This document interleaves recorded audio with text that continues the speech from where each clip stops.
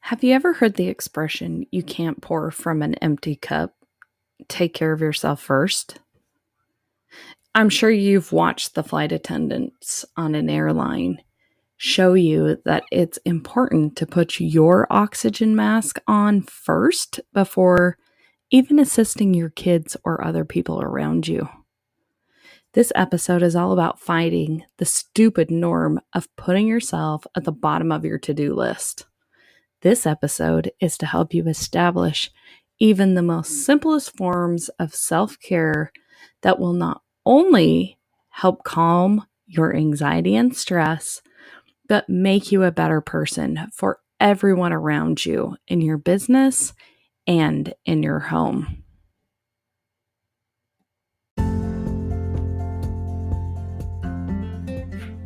Hey y'all, I'm so glad you're here. This is Ladies Kickin' Ass, a helpful and encouraging podcast for women who work in or support the home service and skilled trades industries.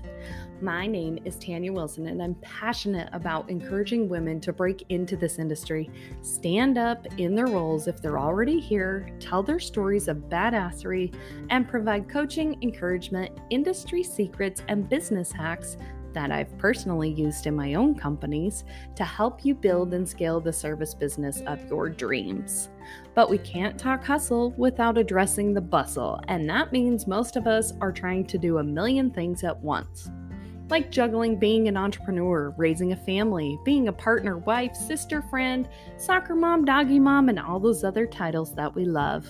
It's all on the table here. We discuss the wins, the losses, marketing, momming, business development, relationships, and above it all, loving and believing in yourself. I'm on a mission to build a community of women that are supporting and celebrating the fact that most of us don't have our shit together, and that's okay. But together, with great support, we can do it all. Come on, let's do this. Welcome to the Ladies Kickin' Ass podcast.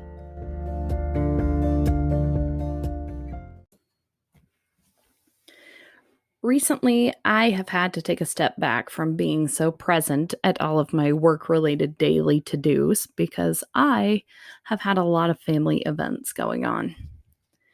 First, we found out about a month ago that my grandmother was diagnosed with pancreatic cancer. This devastated me. It truly sent me into a daily mental fog. I would seriously come home from work and tell my husband, I'm not quite sure what I did today. And that is very unlike me. My grandmother is more like a mother to me than just a grandma you would, see on the holidays or something like that. And I truly became paralyzed and petrified to lose this important person in my life. I was trying to keep everything going at the same speed that it was, but I wasn't okay. I had to schedule some time with her so that I could go take care of that part of myself that was causing everything else to kind of fall behind. I scheduled some time to go spend with her, and that's pretty much what I've been doing the last couple of weeks is just working on that stuff with her. I've had sick kids at home from school with all the COVID stuff that's going on. I'm sure there are plenty of mamas out there that are in the same boat as me. If your kid has a cough, you can't send them to school. If they have any kind of ailment, even a small headache or something of that kind, you can't send them to school. They will send them home. There's all this drama around COVID still. So I've had between 5 kids, we've had a lot of, it's that time of year for coughs and sniffles and different things. So we've had a lot of kids sick at home. So I feel very blessed that we're able to be here, but that also makes me step away from my daily being at the office for so many hours a day. It is my daughter's birthday this week, and she loves to have a big to-do about her birthday, so we've always done that. So working on stuff with her and being there for her as her mama and making sure that she has a fun sleepover with her friends is something that has also taken away from some of my work time. And you know what? The point of me telling you all of this is that I know that you're probably living some of these things in your own lives. You may be struggling to keep all the things in your life together, as we like to say. If you're anything like me, I have put so much time and energy into building my businesses that I almost put everything else in my life on the back burner. So when one of those heats up and it takes time away from work, I feel like I'm not being productive or I'm not putting my productivity in the right place. That needs to change. We as working mamas are seriously trying to juggle so many things at the same time. And who are we to define that one is more important than the other? Because truly, that's impossible to do. And we should stop feeling like we are our businesses. Something in your life may be heavily requiring your attention, which is making it difficult to keep going at the hustle pace that you've set for yourself. You may feel if you let one ball that you're juggling in the air drop, they all will drop and you'll be screwed and you'll just be done. I know that is how I have felt for years, but I'm here to tell you that that's not the truth, ladies. And those last couple of weeks, although devastating, has been one of the biggest blessings for me to be able to see this. Sometimes you need to let 1, 2, or even 5 of those balls that you are juggling drop so you can take care of the ones that need your attention. You can always start juggling those balls again, and this time you may even be better at it. Or even better yet, simplify your life and realize that one or some of those balls don't serve your bigger purpose anymore, and you've been juggling them unnecessarily. So you just decide to leave them out. Sometimes the break of the overwhelm is a blessing in disguise. It allows you to take inventory of your life and incorporate only the things that are serving you at this time or serving where you're trying to go. If you've ever heard the saying, I love this so much, what got you here won't get you there. It's so true. That can be with ventures that you are a part of that maybe you're hanging on to, which aren't really serving your bigger purpose. That could be people, that could be employees, that could be even things that you're doing for yourself that you're like, why am I doing this? This is silly. It's taking time away from more important things to me now. We need to regularly check ourselves and take inventory. I heard this, Dean Graziosi was talking about this on one of his inner circle masterminds, and he was talking about how every month he does an audit day. And so he'll go back and schedule nothing for that day, but to go back and evaluate the important parts of his life or these balls that he's juggling and determine whether or not that month was a success, things that he could do differently for that, and if they are truly serving his greater purpose. And that gave me so much incentive to come up with this podcast topic for today and to really start doing that in my own life. Some of the things that used to be important to us just aren't anymore, but we haven't taken that proper inventory to eliminate them. We're still trying to make time for those things that we truly just don't give a shit about anymore. And that's just crazy. If you were to look outside of your own self and watch someone else doing what you do on a daily basis, what would you tell them? Would you tell them that they're making a great use of their time? Would you tell them that kudos to them for working 15 hours, 16 hours a day? Would you tell them that they need to take a break and relax a little bit? I find myself in that position that I tell people to do that. And yet I'm over here never doing any of that stuff myself. I know it is very difficult for us to be able to look inside of ourselves and be able to take that and do with it what we should. But it's so important to really get to where we want to go.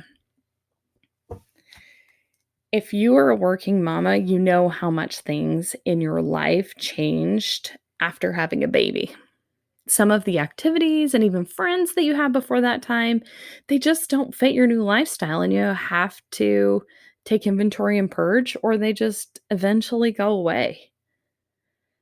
Ladies, we have to stop feeling guilty for this. We have to stop worrying about what everybody else's opinion of us truly is. Let me ask you this. What is the opinion that you have of yourself? Do you take care of yourself? Or do you put everyone else in your life, even the ones you don't particularly care about or you see zero return on your time investment for, before yourself? I know that sometimes we sacrifice ourselves and our time with the ones that we truly care about for the sake of keeping the peace or making complete strangers happy. How many of you take meetings with people that you know damn well you're not going to buy or do business with, but you don't know how to tell them no? I've been guilty of this. Something we have to remember is no is a complete sentence. You don't have to offer an excuse when you tell something no. That is something that is a little different between men and women. And when I tell you this, you're going to start noticing this more. Because when someone told me this, I was like, oh my God, they're right. If you ask a man to do something and he doesn't want to, or he doesn't feel like it, most of them will be able to say no. They don't offer an explanation. They don't make up an excuse that their kid is sick or that they have to do this or have to do this. They just say no. Watch the women in your life.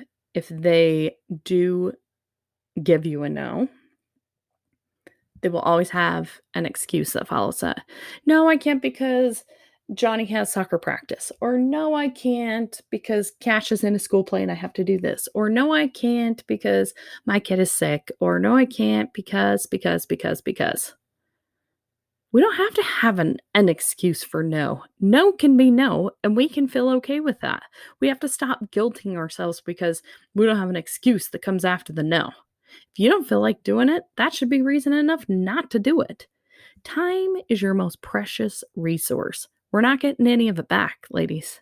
So we need to make sure that we are using that time on the things that mean the most to us, not feeling obligated. How many of you, I'm sure I feel like this all the time. You get emails from your child's teacher or soccer coach or anything like that, and they're asking for volunteers. And I'm always like, oh, I don't know if anybody else is going to volunteer. I should probably volunteer. And then I find myself hating the fact that I have just volunteered myself to go do something I didn't want to do. I don't do that anymore. If they're looking for help for things, is there something I can donate some money to do that? Is there something I can donate some resources for, like snacks or things like that, that don't require my time? I am getting very stingy with my time, and the more that I do that, I see the more my anxiety levels go down and the more I have time with my family. It's very important that you take that inventory and figure that out for yourselves in your particular situations. If I'm speaking to you today and you find yourself nodding your head to the words that are coming out of my mouth, let's keep going here, because I have truly taken a huge reflection the last 2 weeks, and I'm ready to share with you what I've been discovering about myself. One of the biggest things that I have truly discovered, and I have written this down at least once a day in the last 2 weeks, my self-worth is not tied to my presence or success of my business. I am not my business. I am Tanya, and I'm a big part of my business, but I am not my business. For years, I have based my success as a human on the success of the work I was completing daily at my office. And to be honest with you, a large portion of that is because when I lost the business that I had with my ex husband, I have been hell bent on building it back and building it better. But in this reflection time, I'm looking at this and I'm realizing that I do have an incredible business. We have incredible businesses that are doing great. I don't have anybody to prove that to. The person that I'm trying to outdo or get better than isn't even involved in my life anymore. So, why am I continuously doing that? Why can't I just be happy with what we're doing and be so happy with the progression of where we're at and the things that we have?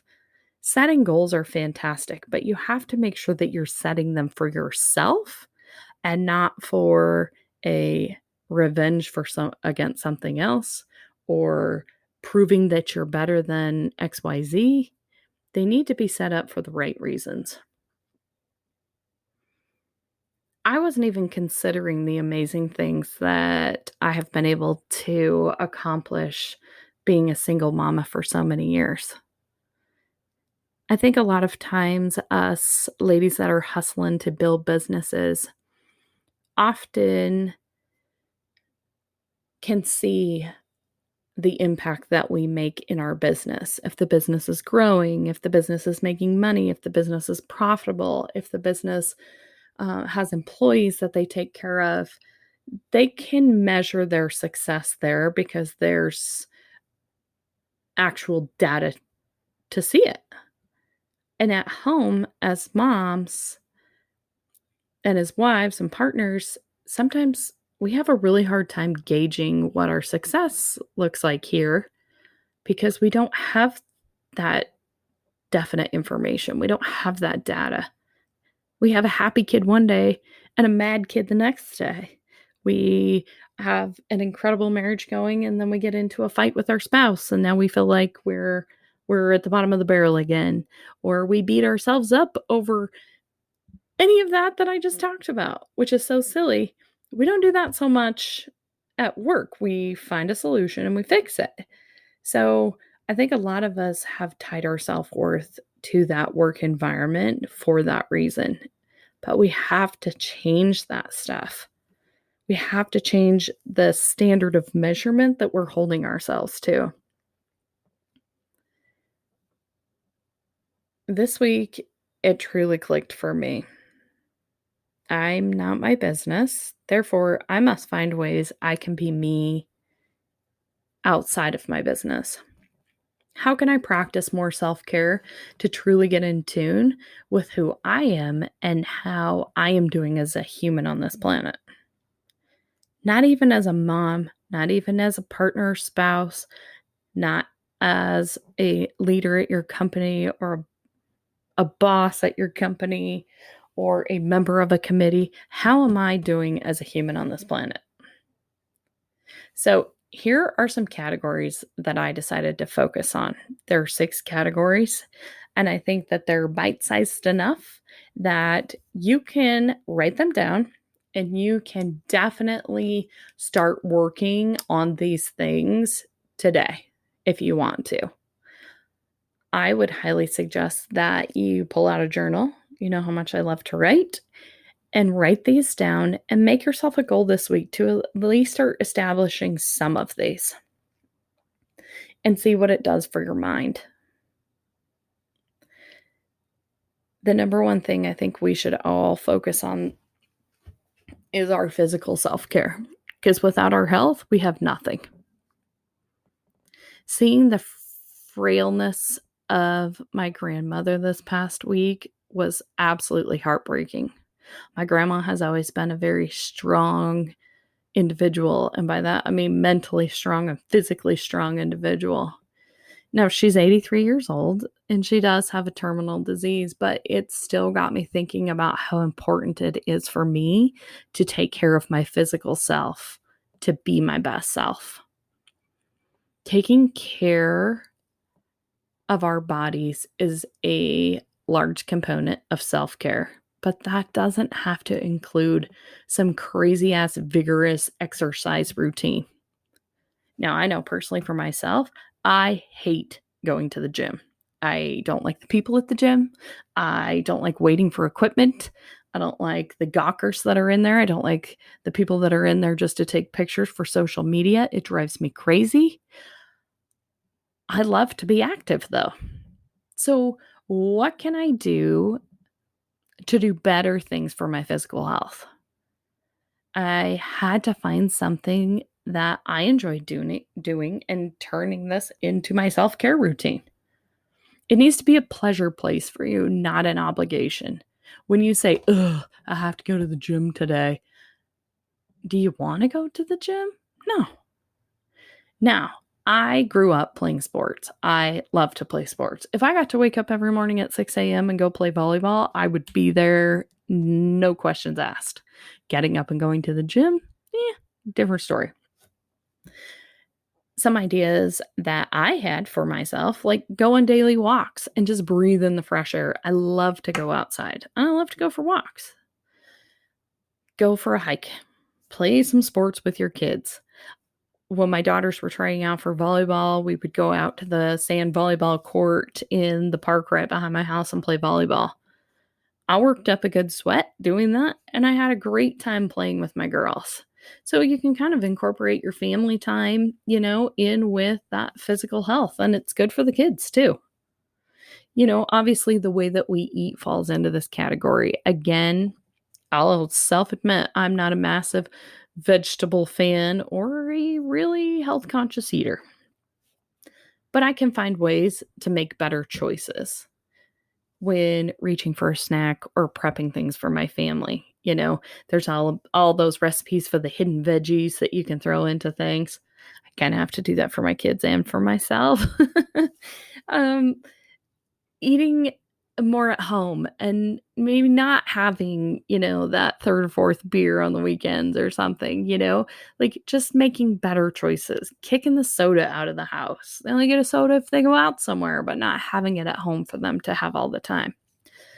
Anything that is a trigger point for you, just get it out. Listen, I truly don't give a shit what size you are, because some of the most confident humans I know are not physical masterpieces. But when you feel good about yourself physically, you look damn good to others. You look good to yourself. Focusing on that is so much more important than your pant size. So please don't get this crooked that I'm telling you need to go out and become a size 2, because frankly, I will never be and don't care to be a size 2, but I do want to feel good in my own skin. So find something that you can do to get to that point. The second thing is emotional self-care. Emotional self-care is about becoming more in tune with your emotions. It's about checking in with yourself and becoming more mindful of your triggers and the way that you think, and finding ways to work through them rather than just bottling them up inside or exploding. I know personally for myself, this has been a huge journey for me this last year. I didn't have the easiest childhood, and I grew up in a home where it was not the best atmosphere most of the time. There was a lot of fighting and arguing and some abuse going on, and it was not a good place to be. I bottled that forever. Did you know that stress suppresses memories in your mind? That is something that has been a real discovery for me this year. All of that stress from that place that I grew up in really did suppress a lot of the good memories that did happen to me.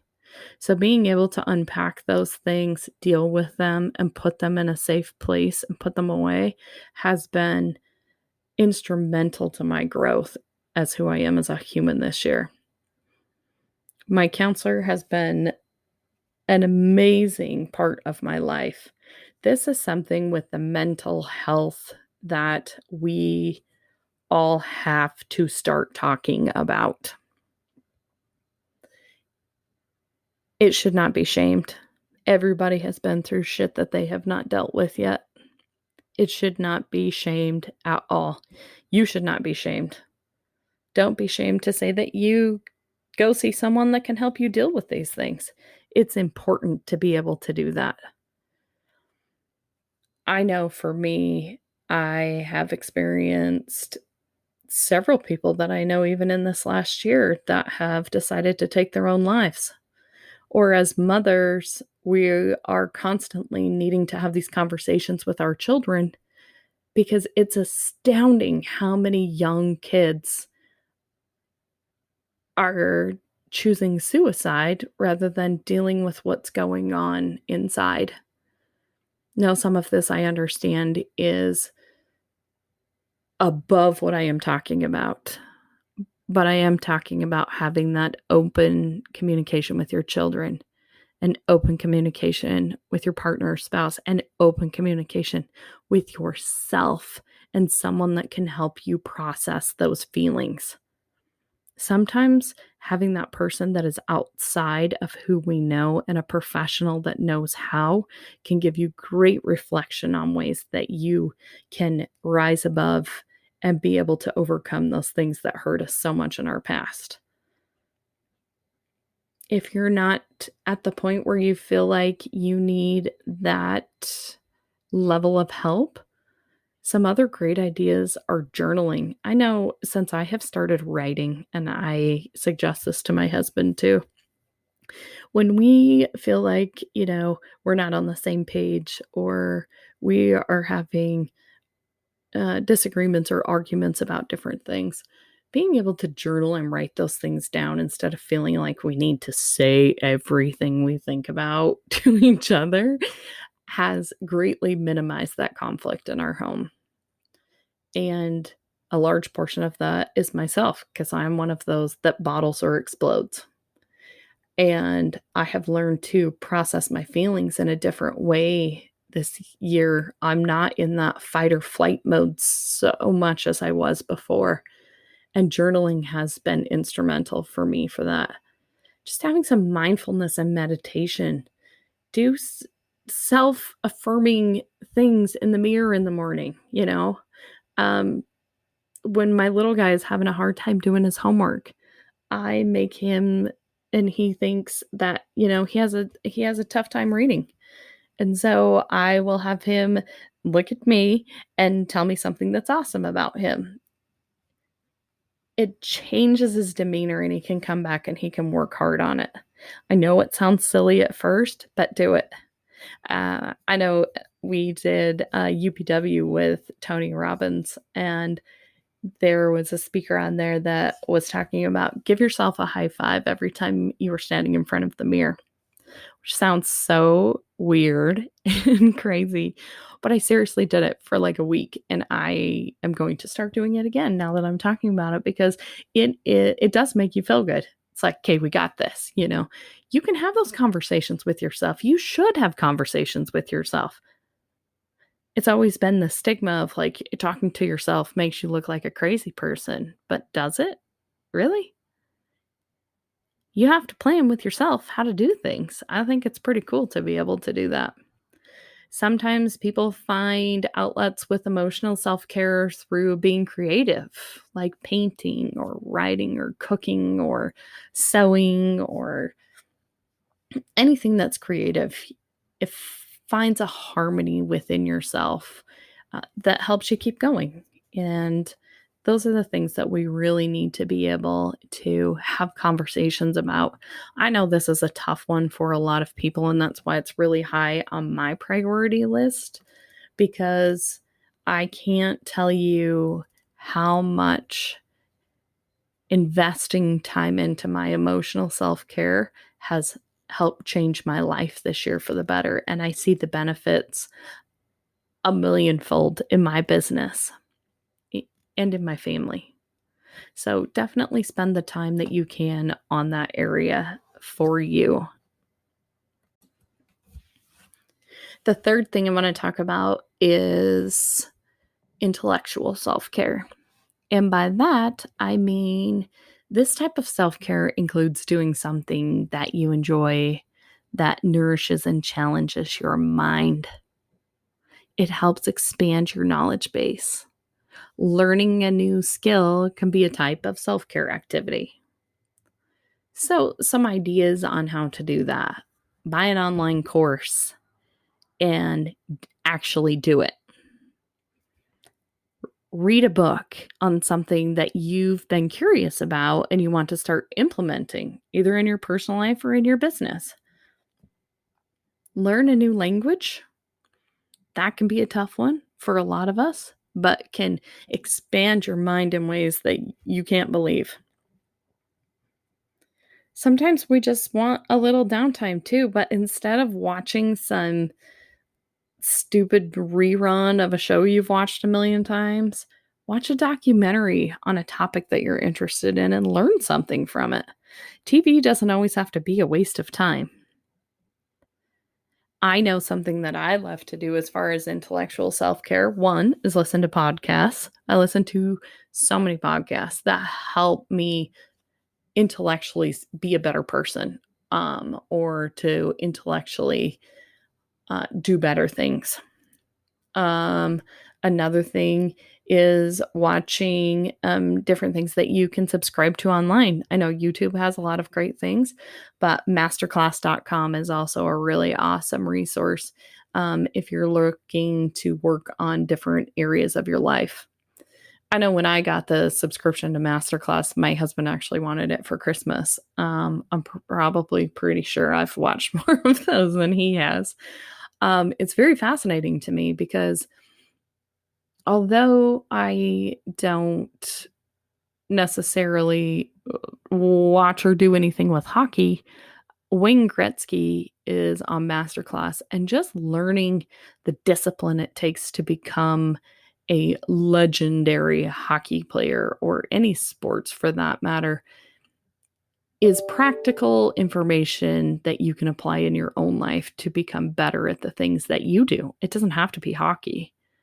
It can be being a better mom. It could be being a better wife or partner. It could be a better leader or boss in your company. So those things you should invest your time in. This shouldn't be a, well, when I have time situation. Schedule that time out daily. I know for me, a lot of the podcasts and things that I was listening to, I was just kind of listening to in the background as I was working. But I found that when I would actually even take just 30 minutes to sit down and do this stuff without multitasking, I absorbed so much more from that because I was actually truly listening to everything that was going on in that program. And I was thinking of different ways I could apply it in my own life, where if I was multitasking and doing my work and listening to that, I wouldn't actually think about the practical application because the knowledge is coming in and kind of being processed and going right back out. So make sure that you take that time for yourself. 30 minutes for yourself to sit and listen, or sit and read, or sit and watch is not too much time out of your schedule every day. You can find it somewhere. If you are at a loss of where you're going to find that time, silence your phone. That's all I'm going to say. Because all of us scroll through social media for at least that amount of time every day. So I just solved the problem for you. The fourth one that I want to talk about is spiritual self-care. Now, don't let me lose you here, because I'm not talking about going to church. I mean, you can go to church if that's your gig and that's where you find that spiritual self-care, but it doesn't have to solely be that. This does not just relate to religion. When you practice spiritual self-care, you are nourishing your soul and you are striving for inner peace and you are seeking to find purpose and meaning in life. So some of these things can be meditation. If you're anything like me and your mind's going a million miles an hour all the time, meditation can be difficult. I've tried some different kinds of meditation. You really have to get yourself in the right headspace and the right environment for this to actually work well. I know there are several apps on your smartphone now that you could definitely download, and they're like guided meditations that you can listen to. Those do help. They're very helpful. If this is something that you're trying to seek and improve in your life, I would highly recommend trying some of those. I know there are some on YouTube. I know Tony Robbins does a really cool thing. He calls it priming every morning, and it's really truly getting yourself in the right state of mind to conquer your day. That is also very cool. So get onto YouTube and search up Tony Robbins and priming. That one's a little more interactive rather than just sitting with yourself and thinking. Even going out and spending time in nature or doing volunteer work, helping any kind of humanitarian way can bring that spiritual inner peace to yourself. Another part of this for me, where I feel a lot of that inner peace, is truly being surrounded by my family. The nights that we spend even 30 minutes together, all snuggled up on the couch, and I can lay there and feel my kids' skin and give them hugs and just spend that time with them, is incredibly good for nourishing my soul. I know it's a weird thing, and most moms will get this, but even if you've got those little babies, just being able to smell them and have them with you is so very important to bringing that inner peace to you. So, in whatever manner you find this, practice some spiritual self-care. When you have inner peace inside of you, or you have that happy place that you can go there as often as you can. Number 5 is social self-care. Now, humans by nature are social bugs. We need to be around people. If we haven't figured this out after this whole COVID bullshit in the last I say few years, it feels like a few years, year and a half, 2 years, I don't think you ever will. I was going crazy. Remember when they shut down bars and restaurants and you couldn't even go out and watch a game or meet your friends? I remember we found a couple little places that would allow us to come in, and it felt so good to be able to do that.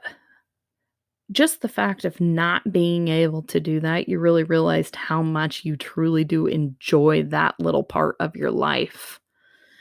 This can look different for introverts and extroverts because our level of comfort in social situations is a little bit different. And I know that's still true for this COVID pandemic that we are dealing with. Some people are all masked up and scared to death, or potentially even staying at home isolating still. And some people are out and about acting like nothing ever happened. But you can find a way to have connection. And by connection, I don't mean through a stupid Zoom screen or through social media or any of that technological stuff. I mean real human connection, face to face, body language, the way you're reacting, the way you talk, the tone of your voice. This is actual connection. Spend some time with your loved ones. Reconnect with some old friends. Get together. Even if you haven't seen them for a while, get together, go to coffee, do something. Strike up a conversation with someone that you don't even particularly know. It could be a stranger at the park, or maybe at the place that you go grab breakfast or coffee in the morning. Just ask someone at a cash register how their day is going. It's amazing. Just try that. That that's going to be a challenge for you this week. Like, just try that. When I go to the gas station that is on the corner by our house, the cashiers in there just seem so sad to me. They just keep their head down. They ring up your stuff. They, don't say a whole lot. But I have recently really, really focused on engaging with people that are serving me, whether that is a waitress at a restaurant, or that person at the gas station, or someone at Kohl's. Ask them how their day is. They say, did you find everything? Yeah, I did. And then it just goes silent after that. Strike up a conversation. How's your day been going? Sometimes no one has even asked them that. Sometimes they don't have people in their lives that even care or ask them that, whether at home or at work. You can be that beacon of light for them. And what a cool thing for social self-care to be that person that lit them up. Trust me, you will be able to tell if you're the person that lit them up because you can see it all over their faces the second you ask the question. Now, if you ask the question, you have to stick around to engage. So make sure that you're doing that and you have the time to do that properly. The last one I want to talk about is sensory self-care. Now, this one can be super different for everyone. Sensory self-care helps nourish your senses: sight, smell, touch, sound, which is one of the most effective ways of bringing your mind to the present moment and helping you lower your stress levels. If you have a smartwatch or Fitbit, Apple Watch, whatever it is that you're using, if you haven't already, enable the breathing portion of that, or the ones that make you get up and move. Whenever it beeps breathe, which happens more often than I would like to admit, take a moment and do the 1 minute focus on your breathing. That's a sensory self-care. You are focusing on all your senses when you're doing that. You can smell. It's almost like you can taste the last thing that you had. If you're sitting somewhere comfortable, or if you're sitting at your desk, you will touch things and you will actually realize what it is that you are touching. You'll hear the sounds around you. Even doing that 1 or 2 or 3 times a day will dramatically help decrease your stress level. One of the biggest problems that we have as working mamas, and especially in a fast-paced industry like home services, is that we don't ever stop. We just keep going. Keep going and keep going and keep going and keep going until we are burning the candle at both ends and we're standing in the middle of it, about ready to be swallowed by the flames. We are sacrificing ourselves to get all of the stuff and all the shit done around us. We have to stop doing that.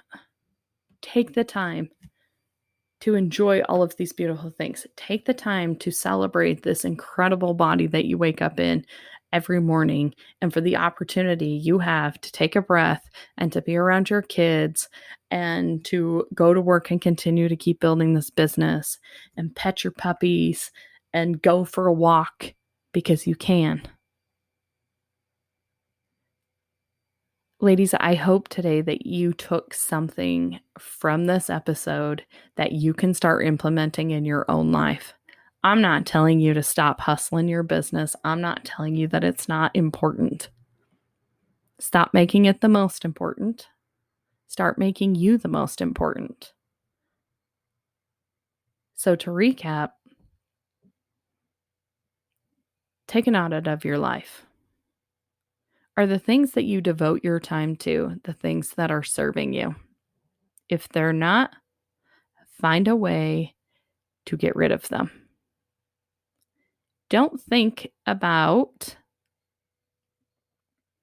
who this is going to affect or how you need to stick around for XYZ, this, that, and the other, and talk yourself out of it. Take inventory, write it down, and if you need to make big moves, make plans to start making those big moves. Do something this week that makes you feel good about who you are as a person. That can be going for a walk. That can be finding a way to get in tune with inner peace. That can be eating really well this week. That can be striking up a conversation with someone at Target. Find a way to feel human again. I know that if you're anything like me, and I think most of you are, you just go until you can't go no more, and then you probably drop for the day. Find some downtime for yourself. Find some time to not feel guilty for not doing all the other things on your list. Find a way to be done with your day. If any of you need any help trying to find or navigate some of this stuff, that's what our Ladies Kickin' Ass community is for. We're going to start focusing a lot on these things that you can do to become a better person and a better woman to be able to be better for your business and for your family and all of those people that you love. So my homework for you is to write these 6 things down and find something that you can do this week. Shoot me a DM and let me know what you did. I'd love to know how you are learning to take better care for you. Remember, self-care ain't selfish.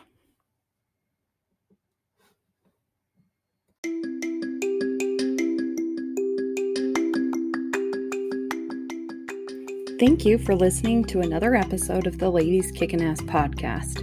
I would love to invite you to become part of our exclusive community on Facebook groups. There is so much value there in inspiring you to chase your goals and coaching you on how to get there. Plus, you get the support of other women from across the world who have also joined. You can also find us all over social media and at our website, ladieskickinass.com. All social media platform links are in the show notes below, so we've made it nice and easy for you. Be sure to join so you are the first to hear about exciting programs and announcements that we have coming up. And ladies, there's some good stuff. And never miss a notification for an exciting new podcast episode release. If you yourself are a lady that is kicking some serious ass and you have an awesome story that you would love to share with our audience about running your business while raising your family and becoming the woman of your dreams, I want to talk to you. Check out our website at ladieskickinass.com/podcast, where you can apply to be a guest on our show. Be sure to subscribe to the podcast. Tell me what you think of it with a rating and share this episode with anyone you think it may inspire or help. Have a great week, and I'll see you back here next Friday. Bye for now.